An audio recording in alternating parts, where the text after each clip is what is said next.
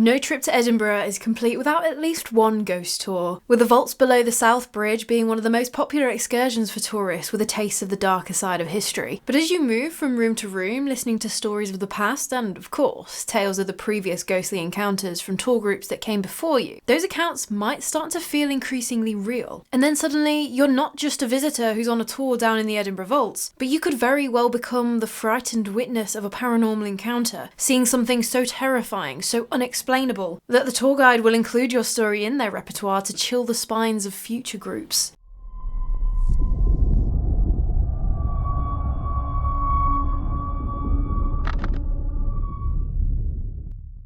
So before we go down underground, let's talk a little bit about Edinburgh itself and how the bridge came to be. Because Edinburgh actually sits on a really hilly area. There are like 7 hills that Edinburgh kind of sits between. Everywhere you walk in the city, it's uphill. It's one of those places. But back in the day, as the city was expanding over these hills, they made use of all the space that they could. In 1785, they started building the South Bridge to connect the Old Town High Street to the university buildings to the south. And this South Bridge was huge. It was 1,000 foot long and made up of 19 archways. When the bridge opened in 1788 though, it was not super well received by the locals. As they were planning the grand opening ceremony, it was agreed that the first person to cross the bridge should be significant. And so the elderly wife of a local judge was put forward to be the first person to cross the new South Bridge. Thing was, she actually passed away in the week before the bridge opened. The officials couldn't go back on their word though. Contracts had been signed, hands had been shaken, a promise was a promise, and this lady was the first person to use the bridge, just in a coffin in the back of a horse-drawn hearse. Naturally, everyone then thought, absolutely 100%, you've just cursed that bridge, and so loads of locals refused to use it for several years. Time passed on though, Edinburgh continued to grow, and they still needed more space, and eventually buildings were cropping up either side of the bridge, effectively blocking off most of those 19 archways. And that in itself, well, that presented an opportunity. They had all this space under the bridge, which was now completely enclosed by the bridge itself, and then the buildings either side of it. So in those archways, they put in floors and ceilings and created about 120 vaults. And so this is where the kind of misconception, kind of half-truth came about that Edinburgh had an underground city. It wasn't a thriving metropolis of mole people living underground, it was spaces like this, which before they had been enclosed, were above ground. But now that there were buildings either side of the bridge arches, and there were buildings on top of the bridge, it now felt like you had to go downstairs to get into these vaults. So it was like you were going underground into a subterranean city. And so after all of these buildings had been built and the vaults had been created, to look at the area, you wouldn't think that there was a bridge there. Like, you can't see a bridge. It's only if you go onto the Cowgate that you'll see one of the arches still open. And if you were actually on the bridge, back in the 18th century, all you would see is a street of quite high-class, fashionable shops. Things like silversmiths, goldsmiths, bookbinders, like those very high-class establishments. But then if you made your way down into the vaults, I guess it really would feel like an underground city. Because those vaults were rented out as storerooms for the shops above, as well as actual workshops. People did run their businesses from these vaults. Legitimate businesses like tanners, butchers, cobblers, blacksmiths, like all those sorts of people. As over the first 30 years, it worked great, but there was a problem with the construction of these vaults, because they hadn't actually been waterproofed properly. Apparently they'd been built with cheap materials,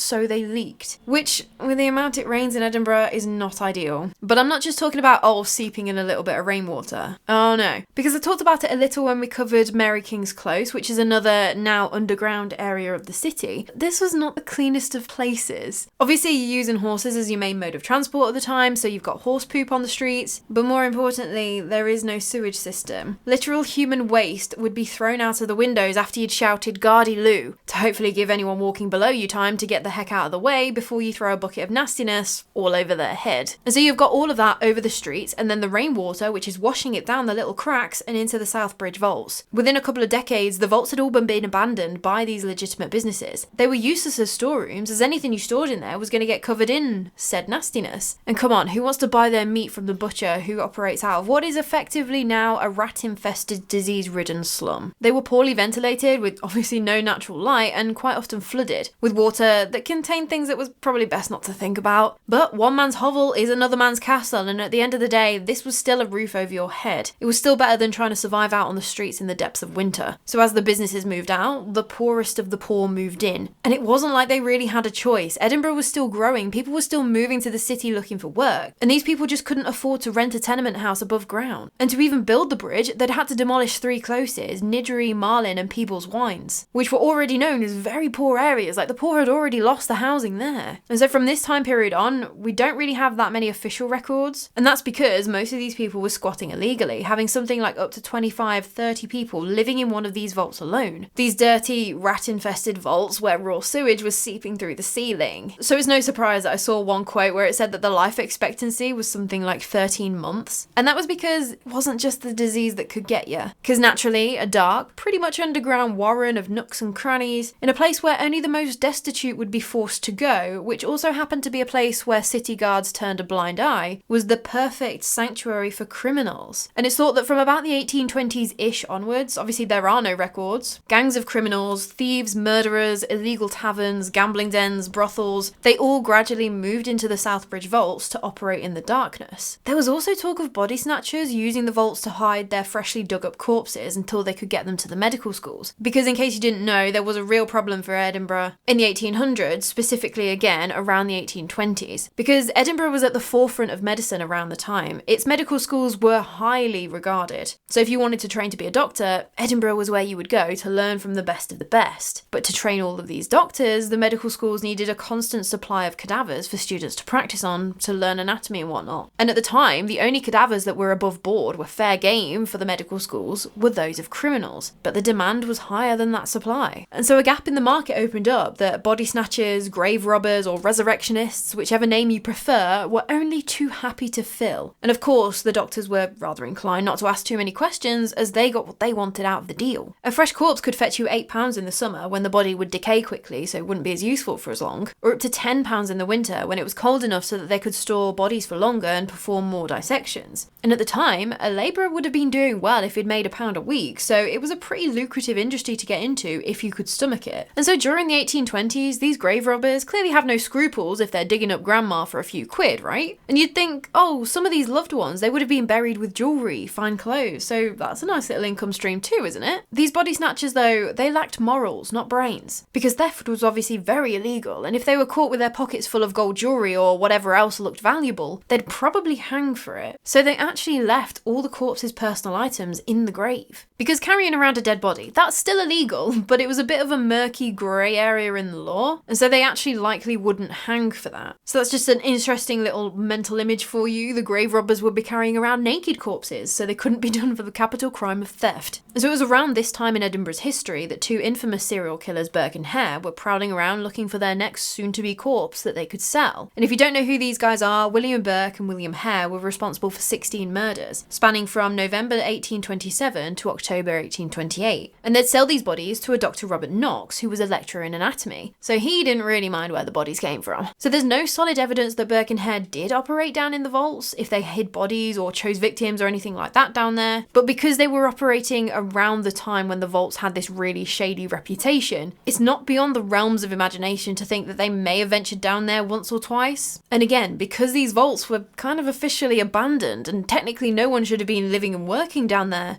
aren't many official records of what exactly went on down in the vaults. But with the type of people who were down there, the poor that no one cared about and the criminals that weren't exactly going to write down their incriminating activities, it's pretty safe to assume that probably a lot of people died down here during this time, but we just don't know the scale of it. But there are some cases that we do know about, like in 1823. A woman called Mary McKinnon is described as a tavern landlady / lodging house keeper, and her official address is 82 Southbridge. But reading between the lines, it's likely that her quote-unquote tavern was probably actually a brothel operating within one of the vaults. On the 8th of February 1823, Mary is out having a drink with a friend when she gets word that she needs to go back to her tavern immediately. She gets back there and there are a group of men, obviously quite drunk, they've gotten quite rowdy, but now it was turning violent, they'd broken some furniture. Mary grabs a knife to try and intimidate the men into leaving her establishment, but things just get more chaotic, and in the frenzy, she ends up stabbing one of these men, a clerk called William Mowat. He's taken to the infirmary, and while he's there, accuses Mary of being the one to stab him. 12 days later, on the 20th of February, William would die of his injuries. And Mary, she's found guilty of murder, hanged, and her body is donated to doctors for a public dissection. But that's just one of the cases that we know about. The fact is that these vaults were incredibly dangerous places to live and work. And it's likely that a lot of murder happened down here which will never be solved. And it wasn't just criminals and disease either. Some of these vaults had fireplaces, which obviously meant chimneys, which also meant the need for chimney sweeps. But the structure of some of these chimneys wasn't uniform, and apparently sometimes these children would get stuck and die in the chimneys. And we only know that because there was one chimney that was excavated, and apparently they found bone fragments from a kid who would have been between 7 and 12 years old up in the chimney. And if all of that didn't kill you, the disease, the murderers, the occupational hazards, even just plain starving to death because you were so poor, in 1824, the Great Fire of Edinburgh, which started on the 15th of November and lasted for around 5 days, that could be bad news for you too. Officially, the death toll was 13, but it's thought that loads more died down in the vaults. And this was because of where the fire was. The Kirkup, which sat right above the vaults, that had caught fire. And so thick black smoke had begun again seeping down into the vaults. If the smoke got to you, you'd be killed within minutes, but that was a nicer way to go. It's been talked about online that because the fire was so intense above these people in the vaults, it heated up all the stones going down the bridge, and each vault acted like a baker's oven, effectively cooking you alive if you couldn't get out. But like I say, no official records, no hard evidence of how many, if any, died in the vaults during the fire. We just don't know. So I think I can say with